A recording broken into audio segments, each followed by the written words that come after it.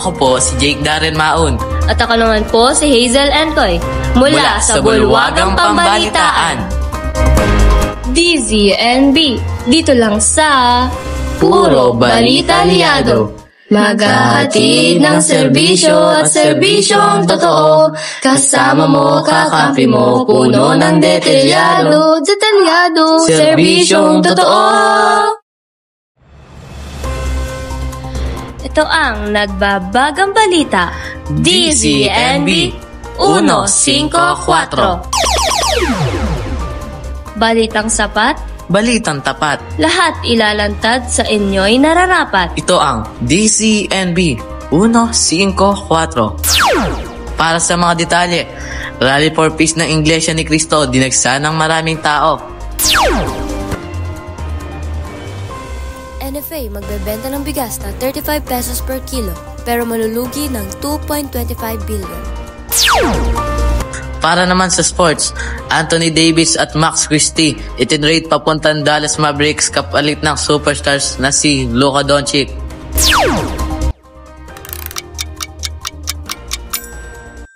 Oras sa buong Pilipinas, 23 minutos makalipas ang alas 10 ng umaga. At muling nagbabalik ang DZNB 154. Jenna Gaspan at Zed Kian para sa balita. Nagpahayag ng buong pagsuporta si Senator Francis Tolentino sa Rally for Peace ng Iglesia ni Cristo na idaraos ngayon sa Quirino Grandstand sa Ermita, Maynila. Ang rally na naglalayong isulong ang kapayapaan ng pagkakaisa sa gitna ng mga tensyon, Vice President Sara Duterte ay isang pag-aaksaya ng oras ng Kongreso at hindi magkakaroon ng pagbabago sa kahit isang buhay ng Pilipino. Sa katunayan, nagpahiwatig si PBBM sa mga nababatas ngayong Nobyembre na huwag ituloy ang hakbang para i-impeach si Duterte. Sinabi rin ng mga pinuno sa Kamara noong buwan na iyon na huwag nang talakayin sa mga miyembro ukol sa impeachment. Gayunpaman, sinabi ng Kamara na tungkulin nitong iproseso ang anumang mga reklamo na maaaring ihain laban sa Vice President. Pinupuri ni Tolentino ang ANC sa pangunguna sa pagsisikap na ito at pagbibigay inspirasyon sa lahat na magtulungan para mas mapayapa at magkakaisang Pilipinas. Balik sa iyo, Hazel. Magbabalik ang himpalang ito matapos ang isang paalala. Kangkong chips ni Josh Mojica, tumikit sa pagkagat, ang lutong ang sarap. This song was brought to you by Kangkong Chips by Josh Mojica. Sa unang kagat, ginawa ko naman lahat. Kahit pilitin pang sarili, ibigin ka mali, ako'y mali, ako'y mali. Paano bang magmahal? At nagbabalik ang DZNB 154. NFA magbebenta ng bigas na 35 pesos per kilo pero malulugi ng 2.25 billion. Sunod ng deklarasyon ng food emergency sa bigas, magbebenta ang National Food Authority or NFA ng kanilang bigas sa halaga 35 pesos per kilo. Pero ang kapalit nito ang pagkalugi ng ahensya na aabot umano sa 2.25 billion pesos. Nitong Martes, sinabi ni NFA Department Manager Roy Univeros na maglalabas sila ng mga stock ng milled rice na aabot sa 150,000 metric tons para ibenta ito sa publiko ng mga itinalagang lugar ng lokal na pamahalaan, Government Owned and Controlled Corporation, GOCCS at kadiwat ng Pangulo, KNP. Kumpara sa halaga ng bilhin ng NFA ang mga naturang bigas noong 2024, sinabing nasa 12 hanggang 15 per kilo ang malulugi sa kanila na aabot ang kabuuang halaga sa 2.25 bilyon. Ayon kay Ontiveros, nagpadala na ang NFA ng sulat sa mga lokal na pamahalaan para malaman kung gaano karami ang kanilang kakailanganin na magiging basihan ng buwanang alokasyon na kailangan ipadala. Itong Lunes, idiniglara ni Agriculture Secretary Francisco Teo Laurel Jr. ang food security emergency sa bigas batay sa rekomendasyon mula sa National Price Coordinating Council or NPCC. Ginawa ang deklarasyon dahil nananatiling mataas ang presyo ng bigas kahit bumaba na ang cost of production nito at pati na ang taripa sa imported rice. Ito po ay suggested to be sold to the public by LG US at 35 per kilogram. Hopefully, ito po ay magkaroon ng epekto sa pagbaba ng presyo ng bigas sa ngayon, sabi ni Antivirus.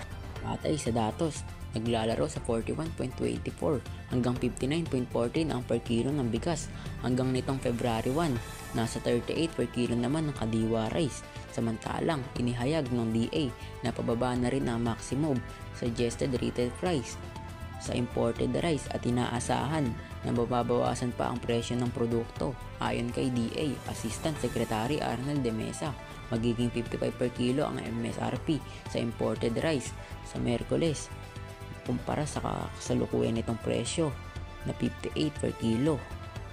Sa Pebrero 15, papatupad ang MSRP sa imported rice sa buong bansa. After this reduction, we plan to lower it further to 52 pesos a kilo by mid-February and then at 49 pesos per kilo 2 weeks after. This should reflect the lower global price of rice and the reduced tariff. Pahayag naman ni Sec. Laurel. Sa ilalim ng Executive Order 62, ibinaba ni Pangulong Ferdinand Bongbong Marcos Jr. nitong 2024 ang taripa sa imported rice sa 15% mula sa dating 35% na tatagal hanggang 2028.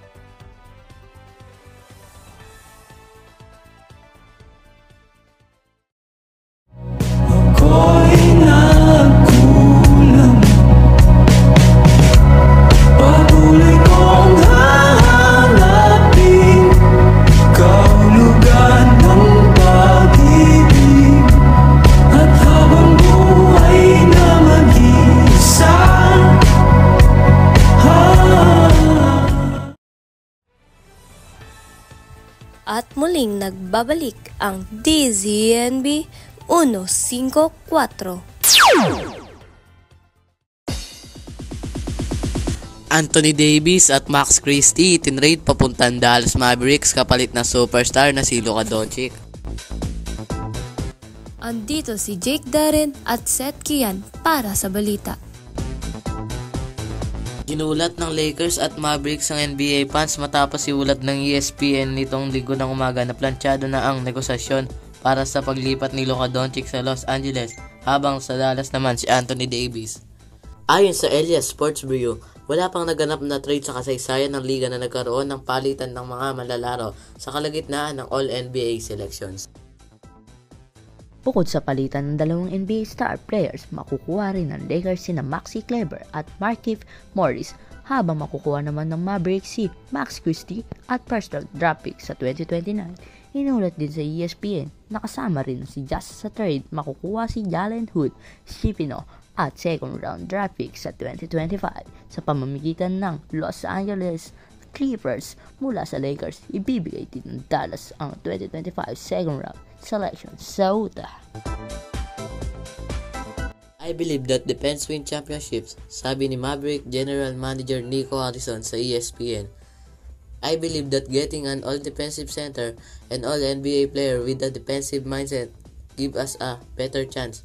We're built to win now and in the future. Ayon sa ESPN, ang Dallas umano ang nagalok sa Lakers para ipapalit si Doncic. Naniwala naman ang Los Angeles na ang 5-time All-Star player ang may kakayahan na maging mukha ng kanilang franchise sa hinaharap. Sa ngayon, mag-enjoy ang NBA fans na makikita si Doncic na maglalaro para sa LA. Kasama si LeBron James na nasa kanyang ika-22 na NBA season. At dito na po nagtatapos ang balitang DZNB 154. Ito po ang balitang totoo, Balitang tunay, walang kapantay. DZNB 154.